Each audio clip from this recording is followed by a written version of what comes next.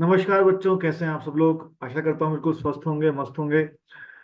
दोस्तों, हम लोगों ने लास्ट लेक्चर में बात की थी हाइजेनबर्ग अनसर्टेनिटी प्रिंसिपल के बारे में। And in today's lecture we will be studying the de Broglie wavelength क्या होता है, और उसके रिलेवेंट जो क्वेश्चंस अभी हाल फिलहाल जेई में पूछे गए थे, we will also take care of those questions. ये थोड़ा सा मेरे बारे में है। 11 साल हो गए मुझे पढ़ाते हुए। अब तक 5,000 से ज़्यादा बच्चों को मैं मेंटर कर चुका हूँ। इनफैक्ट 2023 में all India rank 80 Viveshwan Sabyasachi he was my student. और मैं फिलहाल नारायणा स्टार सीओ कैंपस में पढ़ा रहा हूँ। ठीक है, तो चलिए चीज़ों को शुरू करते हैं। सो in our today's lecture, it is regarding de Broglie wavelength। ठीक है, तो आज हम लोग इसकी बातचीत करने वाले हैं। भाई साहब, बहुत ही धांसू किस्म का बंदा था डी ब्रॉगली। अच्छा, इसको हम लोग कुछ लोग इसको जो है डी ब्रॉयल भी बुलाते हैं। It is a French word. ठीक है, डी ब्रॉयल। बेसिकली कभी आपने अगर सोचा होगा इसके बारे में कि जब भी हम लोग मैं इसको डी ब्रॉगली बुलाऊंगा, मुझे वो अच्छा लगता है। बचपन से मैंने ये पढ़ा भी है, पढ़ा भी ही रहा हूँ काफी सालों से। सो दिस इज, ये नाम का पहला अक्षर तो सर कैपिटल होता है, यहाँ आपने डी को स्मॉल लिखा हुआ है। तो बेसिकली इनका पूरा नाम था Louis Pierre Raymond de Broglie. So de Broglie means Broil का Broil I think is a place in France. So he was from that place. In fact, he participated in the World War. तो जो first world war हुआ था उन्होंने इसमें काम भी किया था। And in I think in 1924 he gave the theory, जिसमें उन्होंने कहा था कि डुअल नेचर ऑफ पार्टिकल। आपको याद होगा प्लैंक्स क्वांटम थ्योरी आप सबने पढ़ रखा है। In the Planck's quantum theory the main concept was कि जो भी हमारे पास लाइट है, इलेक्ट्रोमैग्नेटिक रेडिएशन से, they are having dual nature, one is the wave nature as well as a particle nature. और इन्होंने जो थ्योरी दी कि जो पार्टिकल है, मतलब मैं यहाँ बैठा हुआ हूँ, आप भी जहाँ बैठे हुए हैं, हम सब पार्टिकल्स हैं, तो हमारा भी डुअल नेचर है। One is the particle nature that we already observe, जो हम देखते सुनते हैं, and one is our wave nature also, मतलब हमारे अंदर से वेव्स भी निकल रही हैं। वो आपको दिखाई नहीं दे रही है, कुछ देर में दिखाने की कोशिश कर सकता हूं मैं, ऐसा कोई दिक्कत की बात नहीं है। तो one is the particle nature and one is the wave nature. तो एंड आई थिंक इनको 1929 में फिर नोबेल प्राइज भी मिल गया। सोचिए, मतलब बंदे ने वर्ल्ड वॉर में सर्व किया, उसके बाद एक पीएचडी करते time he gave a theory कि बस, उन्होंने पीएचडी करने में आई थिंक 5-7 साल लगाए, और उन्होंने एक थ्योरी दे दी। जैसे उनके दिमाग में क्लिक हुआ कि नेचर में हर कुछ सिमेट्री के हिसाब से होता है, तो अगर प्लैंक ने बोला कि वेव का डुअल नेचर है, particle as well as wave, तो भैया पार्टिकल का भी डुअल नेचर होना चाहिए, particle nature as well as wave nature. And in 1929 he got a Nobel prize also for the same theory that he gave. ठीक है, तो थोड़ा समझते हैं कि क्या क्या चीजें कैसे कैसे टर्न आउट हुई और क्या क्या हुआ। सो in case of D Broglie wavelength, basically his idea was motivated from the Planck's quantum theory. उन्होंने बोला E is equal to hc by lambda। तो ये जो थ्योरी आती है, हम जानते हैं कि this equation comes from Planck's quantum theory. तो ये हमारे पास प्लैंक्स क्वांटम थ्योरी से आती है। और फिर उन्होंने बोला कि E is equal to M C square, and this comes from, अरे तो सब लोग जानते हैं आइंस्टीन की इक्वेशन है दिस वन। ठीक है, तो this is energy equation by Einstein. तो दिस इज आइंस्टीन्स इक्वेशन। तो E is equal to H C by lambda, E is equal to M C square. यहाँ पे उन्होंने जो मास लिया है that is the dynamic mass of the photon, because हम जिसका एनर्जी निकाल रहे हैं इलेक्ट्रोमैग्नेटिक रेडिएशन का, उसका फोटोन का उन्होंने डायनेमिक मास लिया। आप जानते हैं कि फोटोन का रेस्ट मास कुछ भी नहीं होता है। ठीक है, तो इन दोनों को जब इक्वेट किया गया, तो यहाँ से जो रिजल्ट आता है हमारे पास, आप देख सकते हैं कि रिजल्ट क्या आ जाएगा, बताइए। Lambda is equal to H upon m C.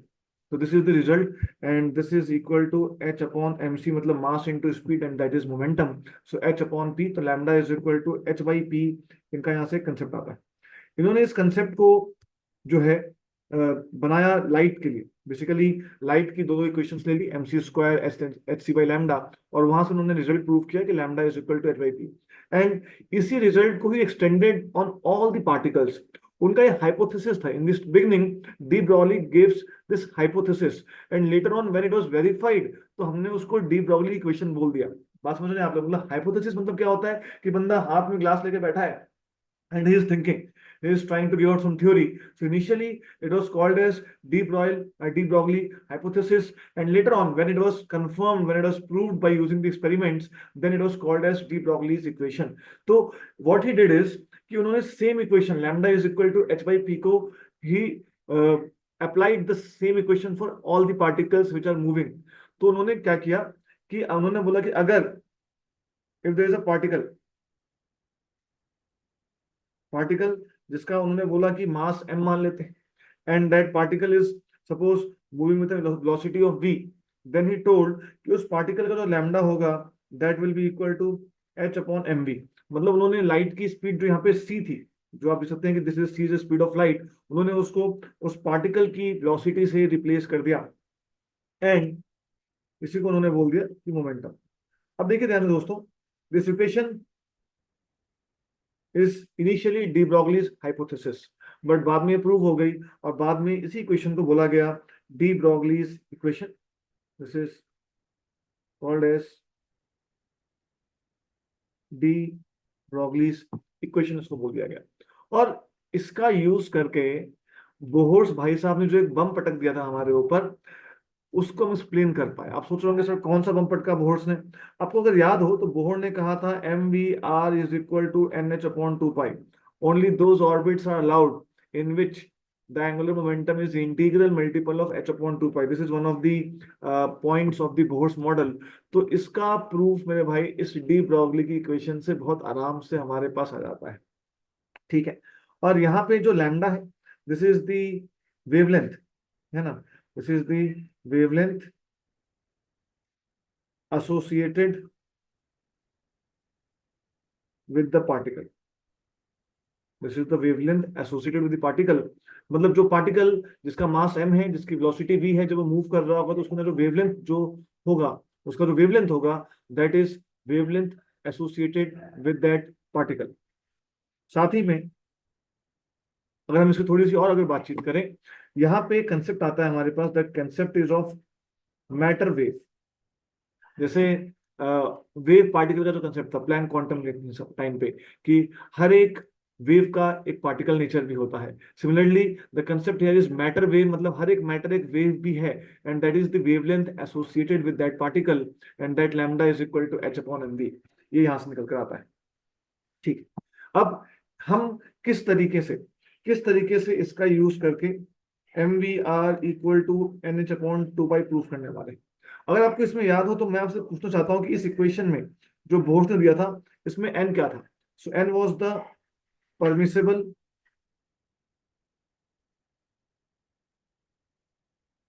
Value of orbit. तो अगर n की वैल्यू 1 है it means that it is first orbit, और फर्स्ट ऑर्बिट का जो ऑर्बिटल एंगुलर मोमेंटम, ऑर्बिट का अपना एंगुलर मोमेंटम जो आएगा mvr that will be equal to h upon 2 pi. If n is equal to 2, it means that it is talking about the second orbit। तो यहाँ पे जो n है वो ऑर्बिट का वैल्यू अपने को देता है। तो यही चीज तो बोहर्स ने बोली थी, लेकिन जब बोहर्स के हम लोग डिमेरिट्स पढ़ते हैं, ड्रॉबैक्स पढ़ते हैं, तो वहाँ सबसे मेजर ड्रॉबैक ये भी है कि बोहर्स बता ही नहीं पाया था यार कि तुम्हें इक्वेशन पता कैसे चली, तुमने मतलब कैसे बोल दिया कि mvr equal to nh upon 2 pi है। तो बोहर बोलता सर मैं रात को सो के उठा, सुबह सो के उठ गया, रात को सोया, सुबह सो के उठा, और बस मुझे सपना आ गया कि mvr equal to nh upon 2 pi होता है, angular momentum should be integral multiple of h upon 2 pi. पर क्यों, कैसे, कहां से आया, नो आइडिया, बस कंप्लीटली ब्लैंक, बोला नहीं मुझे नहीं पता, बस ऐसा होता है। ठीक है, एंड अब हम देखेंगे कि डी ब्रॉयल ने या डी ब्रॉगली ने कैसे इसको प्रूव किया कि mvr equal to nh upon 2 pi होने वाला है। बहुत सिंपल सी चीजें हैं, ध्यान दीजिएगा। सपोज मैं एक सुंदर सा आप लोगों के लिए एक मान लीजिए इस तरीके से एक मैंने सर्कुलर ऑर्बिट बनाया। ठीक है, this is the nucleus inside this orbit, हम जानते हैं ये न्यूक्लियस है। हमने एक सर्कुलर ऑर्बिट बनाया और यहाँ पर हमने सपोज एक इलेक्ट्रॉन, दिस इज इलेक्ट्रॉन। अब ऑब्वियसली इलेक्ट्रॉन हमने यहाँ पे डाला है, तो इलेक्ट्रॉन के साथ इलेक्ट्रॉन बहुत स्पीड में घूम रहा होगा, there will be some wavelength also associated with this electron. तो मैं एक काम करता हूँ, इलेक्ट्रॉन की जो वेव होती है वो मैं बनाता हूँ आप लोगों के लिए।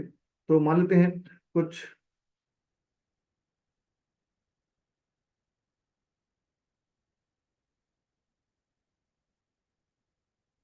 ये मैंने वेव बना दी।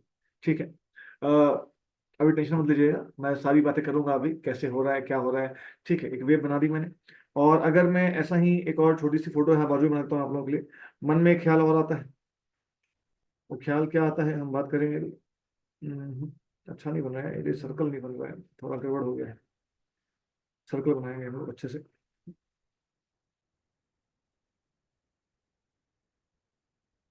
चलिए ठीक है। ओके, तो ये रहा इलेक्ट्रॉन। यहाँ पे देखिए, एक मैंने जो चीज की इलेक्ट्रॉन की, जब मैंने वेव स्टार्ट यहाँ से की तो मैंने खत्म भी, जब मैंने पूरा घुमा लिया इसको, तो मैंने खत्म भी सेम पॉइंट पे किया है। मन में ख्याल आ सकता है कि सर खत्म भी आपने सेम पॉइंट पे क्यों किया है, ऐसा भी तो कुछ हो सकता था कि आप वेव बनाइए। मतलब मैंने सेम पॉइंट पे खत्म नहीं किया। तो मैं आपको थोड़ा बता दूं कि यहाँ पे जो मैंने वेव बनाई है दैट इज स्टैंडिंग वेव। क्या आप लोग स्टैंडिंग वेव जानते हैं क्या होता है? What is standing wave? Standing wave मतलब सिंपल सी बात है कि ऐसी वेव जिसका एक पॉइंट पे एम्पलीट्यूड फिक्स रहे, वो टाइम के साथ चेंज ना हो। सर क्या मतलब है इसका? सही बात है, आप लोगों को छोटी छोटी चीजें सिखानी है, तभी तो हम लोग यहाँ पे आए हुए हैं। सपोज अगर मैं एक वेव बनाता हूँ यहाँ पर, ध्यान दीजिएगा, ये एक वेव मैंने बनाई। This is example of standing wave. जो आदमी इस पॉइंट पे खड़ा है उसको कभी भी वेव महसूस ही नहीं होगी, है ना? उसको कभी भी वेव महसूस ही नहीं होगी। समझिए ध्यान से, जो आदमी मान लीजिए यहाँ पे खड़ा है, उसके लिए वेव का एम्पलीट्यूड हमेशा यही होने वाला है। जो आदमी यहाँ पे खड़ा है, उसके लिए वेव का एम्पलीट्यूड हमेशा यही होने वाला है। जो आदमी यहाँ खड़ा है, उसके लिए वेव का एम्पलीट्यूड हमेशा यही होने वाला है। The amplitude is not going to change with time. That kind of wave is called as standing wave, और उसका एनर्जी कांस्टेंट रहता है। अब हमने यहाँ पर एक स्टैंडिंग वेव बनाई है और यहाँ पर एक नॉन स्टैंडिंग वेव बनाई है। अब सवाल ये खड़ा होता है कि सर इलेक्ट्रॉन को हम लोग कौन सी वाली वेव से रिप्रेजेंट करेंगे, क्योंकि पहले वाले में भी,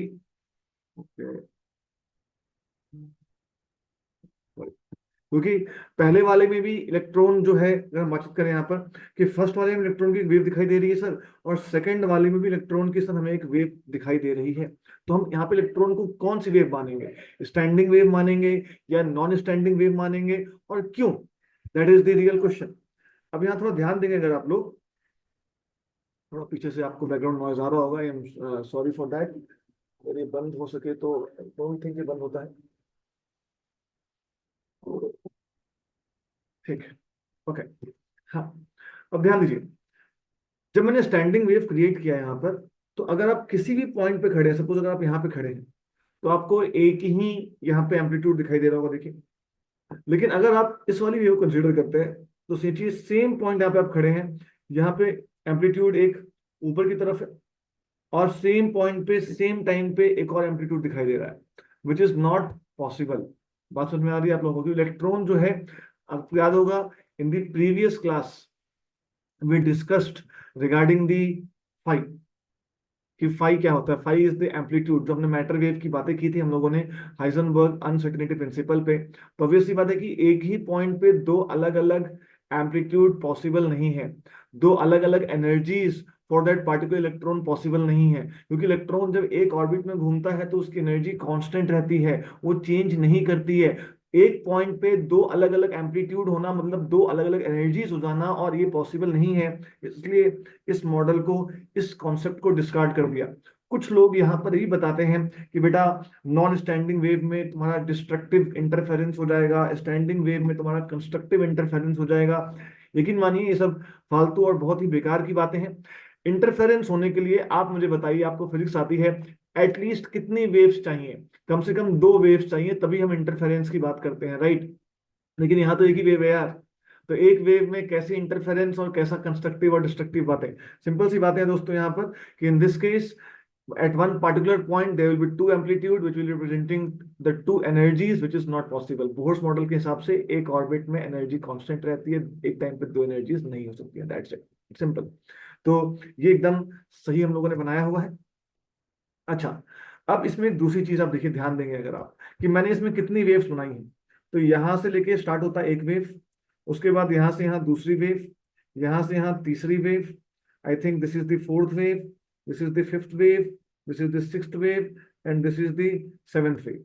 तो मैंने यहाँ पे टोटल 7 वेव्स बनाई हैं। अच्छा, एक बच्चों के मन में, जब मैं क्लास में पढ़ा रहा था ना, तो बच्चे के मन में डाउट आया, बोलता सर आप इसको वेव बोल रहे हो, और सर आप, अगर मैं इसमें बोलूँ कि वेवलेंथ निकालो सर, तो सर वेवलेंथ तो हमें पढ़ाया गया था distance between the two consecutive crest या टू कॉन्जिक्यूटिव ट्रफ।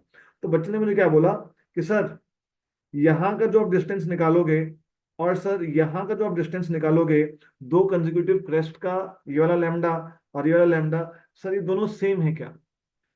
ये तो सर थोड़ा टेढ़ा दिखाई दे रहा है, ये वाला छोटा लग रहा है और ये वाला जो लैम्डा है ये बड़ा लग रहा है सर। मैंने बोला भाई गजब बात बोल रहा है, क्योंकि देखने में तो यही फील आ रही है। तो बेसिकली आप लोग इसका 3D रिप्रेजेंटेशन जो है ना वो बहुत खराब तरीके से ले रहे हैं। हकीकत में क्या होता है, इट इज सर्कुलर, जो सर्कुलर पाथ है उसको आप हॉरिजॉन्टल मानिए। That circular path is horizontal, देखिए मेरी तरफ, सर्कुलर पाथ इज हॉरिजॉन्टल और उसमें वेव ऊपर नीचे जा रही है, ऊपर नीचे perpendicular to that circular path. तो आप इमेजिन अगर कर पाएंगे इस चीज को तो आपको दिखाई देगा कि दो कंसेक्यूटिव क्रेस्ट और दो कंसेक्यूटिव ट्रफ के बीच का जो डिस्टेंस होने वाला है दैट इज सेम, वो चेंज नहीं हो रहा है। ठीक है। अच्छा, अब यहाँ पे टोटल मैंने 7 वेव्स बनाई आप लोगों को दिखाने के लिए, तो शायद आप इतना समझ पाए होंगे कि एक सर्कुलर पाथ में अगर उसको स्टैंडिंग वेव फॉर्म करना है तो number of waves will be complete integer. या तो 2 वेव बनेंगी, 1 वेव बनेगी, 4 वेव बनेगी, 5 वेव बनेगी, 6 वेव बनेगी, 6.5, 7.25, ऐसी वेव्स नहीं बनेगी, बिकॉज उस केस में वो नॉन स्टैंडिंग की तरफ मूव कर जाएगा और एक ही पॉइंट पे एम्पलीट्यूड जो है वो चेंज हो जाएगा। बात समझ में आ रही है? तो क्या मैं ऐसा बोल सकता हूँ, क्या क्या मैं ऐसा बोल सकता हूँ, बोल तो सकता ही हूँ कि जो इसका सरकमफ्रेंस है 2 पाई आर, 2 पाई आर, आप देखिए ध्यान से, अगर ध्यान देंगे तो शायद ऐसा हम देख सकते हैं कि यहां से यहां तक, ये देखिए एक लैम्डा, यहां से यहां दूसरा लैम्डा, यहां से यहां तीसरा लैम्डा। इसी तरीके से पूरे 2 पाई आर को अगर मुझे कवर करना है तो मुझे कितने लैम्डा चाहिए होंगे? तो ऑब्वियस सी बात है, in this case it will be 7 lambda. अगर मैं n नंबर ऑफ वेव्स बनाता तो 2 pi r will be equal to क्या हो जाता, n lambda, where n is, यहाँ पे n क्या है, number of waves in that particular orbit, number of waves in that particular orbit। तो 2 pi r equal to n lambda हो गया दोस्तों, कितनी सिंपल सी बात है। और कुछ देर पहले कुछ देर पहले डी ब्रॉगली ने फेंका था कि lambda is equal to H upon M we होता है। तो यहाँ पे lambda is equal to H upon M V अगर हम पुट करेंगे, थोड़ा सा इसको रीअरेंज कर देंगे तो शायद आपको दिख जाएगा M we are equal to N H upon 2 pi हमारे सामने आ चुका है। और यहाँ एक बहुत ही खूबसूरत सी बात निकल कर आती है, थोड़ा ध्यान दे रहे हैं कि in this equation n is what, n is the number of waves in that orbit. और जब इस बात को बोहर्स ने कहा था तब n क्या था, n was the permissible value of the orbit. इसका मतलब क्या निकल कर आता है कि जो ऑर्बिट की वैल्यू है उसमें नंबर ऑफ वेव्स भी उतना ही है। ये देखिए, number of, this is value of orbit and this n is the number of waves. तो अगर मैं फोर्थ ऑर्बिट में हूं तो कितनी वेव्स बनेंगी उसमें, 4। अगर मैं थर्ड ऑर्बिट में हूं तो कितनी वेव्स बनेंगी उसमें, 3। मैं आपको दिखा सकता हूं कि मैं क्या कहना चाहता हूं। सपोज अगर मैं बोल रहा हूं कि this is n equal to 4, this is the fourth orbit. तो दोस्तों अगर ये फोर्थ ऑर्बिट है तो इसके अंदर आपको 4 वेव बनानी है। मैं कोशिश करता हूँ, एक वेव बन गई, अरे जस्ट 1 सेकेंड। तो अगर मैं इसको कोशिश करता हूँ फिर से एक बार कि देखिए, एक वेव, 2 वेव, 3 वेव, 4 वेव। तो इसके अंदर टोटल 4 वेव्स बनेंगे। थोड़ा फोटो अच्छे से बना लीजिएगा आप लोग अगर पढ़ रहे हैं लिख रहे हैं चीजों को तो। सिमिलरली n इक्वल टू 3 में 3 वेव्स होंगी, तो जिसमें जौन सा ऑर्बिट होगा उसमें उतनी वेव्स होने वाली है। So m we are equal to N H upon 2 पाई।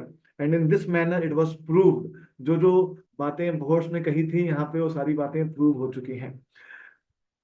इसके बाद जो कुछ क्वेश्चंस आए हुए हैं हम उन क्वेश्चंस को थोड़ा देख लेते हैं एक बार कि in the JEE what were the questions that has been asked from this concept. दोस्तों जो आपको ये पहला क्वेश्चन दिख रहा होगा यहाँ पर, according to wave particle duality of matter by de Broglie's, which of the following graph plot represent most appropriate relationship between wavelength of electron lambda and the momentum of electron p। मैं चाहता हूँ कि video को आप लोग pause करें और थोड़ा सा इसके बारे में सोचें कि भैया क्या होगा इस क्वेश्चन में, कैसे सॉल्व होने वाला है। मतलब महा हलवा सवाल है यार, महा हलवा सवाल। हम्म, ठीक है, मैं मान रहा हूँ कि आपने पॉज करके सॉल्व किया तभी डिस्कस कर रहा हूँ मैं इसको। ठीक है, देखिए बहुत सिंपल सी चीज है। हम लोगों ने कुछ देर पहले क्वेश्चन लिखा कि lambda is equal to h by p होता है। यहां से आ जाएगा lambda into p equal to h, and this is similar to x y equal to constant, because h is a constant and x y equal to constant हमारे पास आ चुका है। अब आप मुझे बताइए कि x y equal to constant अगर आता है तो वो ग्राफ किस नेचर का होता है दोस्तों? अगर आप सोच रहे हैं रेक्टेंगुलर हाइपरबोला तो आप बिल्कुल सही सोच रहे हैं। तो this is the graph lambda, और पी का ग्राफ जो है this is rectangular hyperbola in nature. अच्छा, मैंने आपको कुछ देर पहले बताया था कि this de Broglie's wavelength is basically not applicable for बड़ा बड़ा ऑब्जेक्ट लाइक मी। मान लो आपको मन में एक सवाल आ सकता है कि सर, हमारे अंदर इतना मास है, हमारे अंदर से वेव्स तो और ज्यादा निकलनी चाहिए, तो हमें वो वेव्स दिखाई क्यों नहीं दे रही हैं। देखिए ध्यान से, बहुत सिंपल सा कंसेप्ट है यार। अगर हम बातचीत करें कि lambda is equal to h by m we होता है। मान लीजिए, just for the sake of calculation मैं सिर्फ वैल्यूज नॉर्मल पुट करूंगा जिससे हम ऑर्डर निकाल सकें। प्लैंक्स कांस्टेंट 10⁻³ के ऑर्डर में होता है। मेरा मास मान लीजिए 100 kg, और मैं बहुत तेज भाग रहा हूं तो 100 मीटर पर सेकंड की स्पीड से भाग रहा हूँ। ठीक है।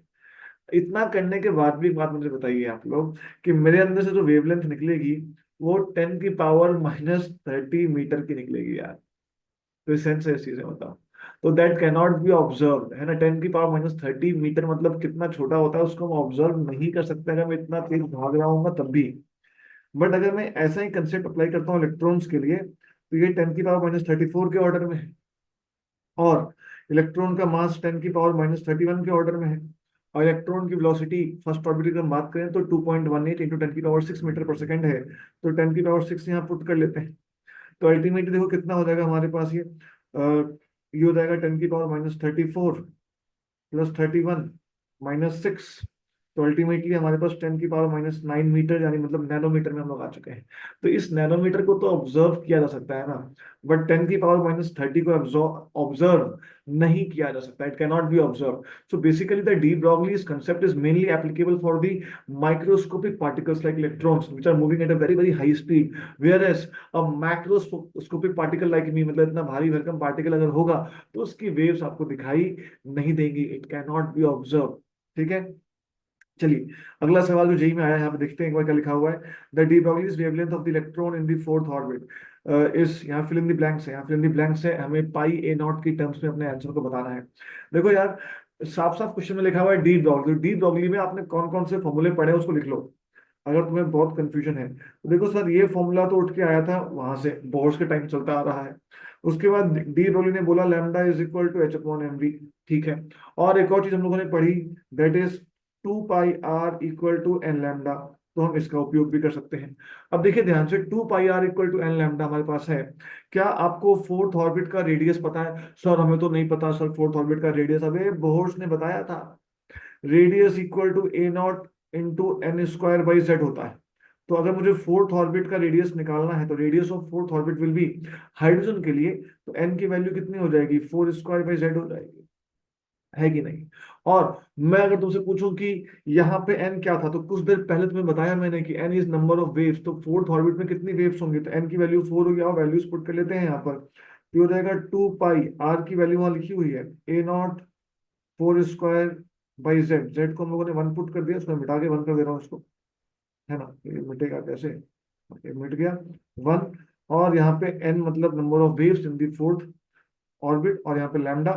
आई थिंक इसको सॉल्व करने पर ये एक इसको उड़ा देगा, 4 2 8, lambda is equal to 8 a naught pi. और यहाँ पर भी पाई ए नॉट है, इसका मतलब फिर ब्लैंक से वैल्यू कितनी आ जाएगी, 8 विल बी द वैल्यू।